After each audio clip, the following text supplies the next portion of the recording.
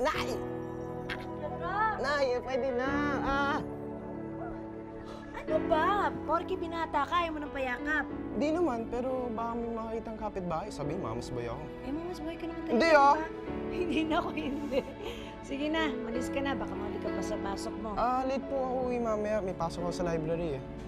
Talaga bang kailangan pumasok sa trabaho yan? Party ng scholarship. Hindi ko naman kaya mag-aral dun dahil lang mahal. Napag-usapan na natin to na eh. Sige, naku. Anak, mag-iingat ka, ha? Apo. Sige po, Nay, ha? Bye-bye.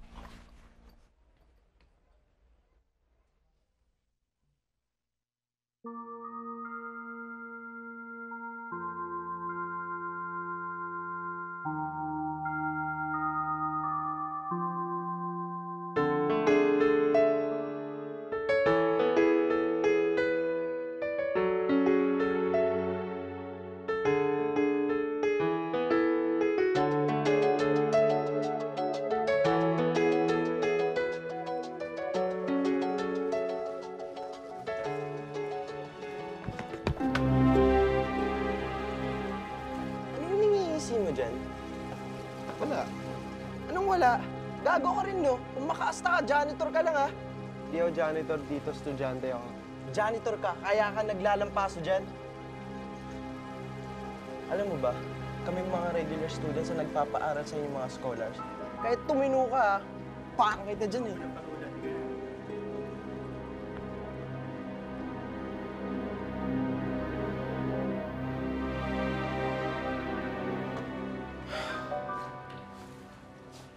Aray! Oh, bakit namumula yan? Bakit may pasaka sa siko mo? Wala, tanga ng scholars sa school, eh. Si Mama. Nasa taas, kakain na nga pala kayo. Ma, sorry po late ako. Halika, kain na tayo. Dad! Dad, kain na. Dad.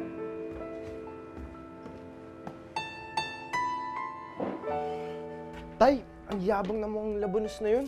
Porket mayaman siya, akala mong sino siya. Buti hindi mo pinatulan. Gusto ko nga suntukin eh. Kaya lang baka mawala yung scholarship ko, kaya hindi na rin. Nay, kain na po! Nay, nagmamasdan nila naman yan. Anak, naalala ko lang yung kakambal mo. Kumusta na kaya siya? Ano ang kaya naging buhay niya? Lumaki kaya siya mabait at magalang? Sigurado yun, Nay. Kakambal ko yun eh. Huwag niyo na lang masyado isipin. Kung nasaan man siya, sigurado masaya yun.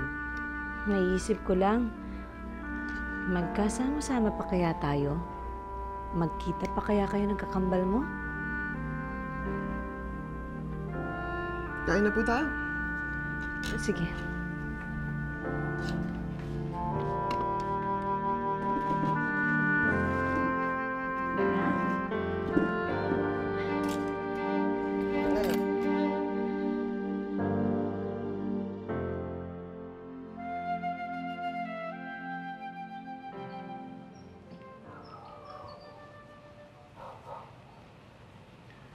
Tumawag yung principal mo, pinapupunta kami.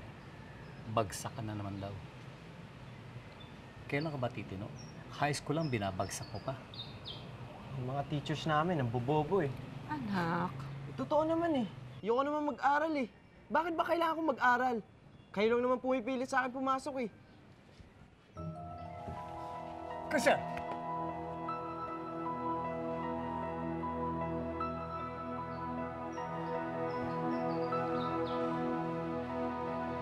Hindi ko na alam kung anong gagawin dyan kay Christian. Lumalaking spoiled. Binibigay mo na kasi lahat ng luho eh. Hayaan mo na siya. Bata pa kasi si Christian eh. Hindi kaya panahon na para sabing ampun siya na magkaroon naman direksyon sa buhay? Hindi. Ayoko.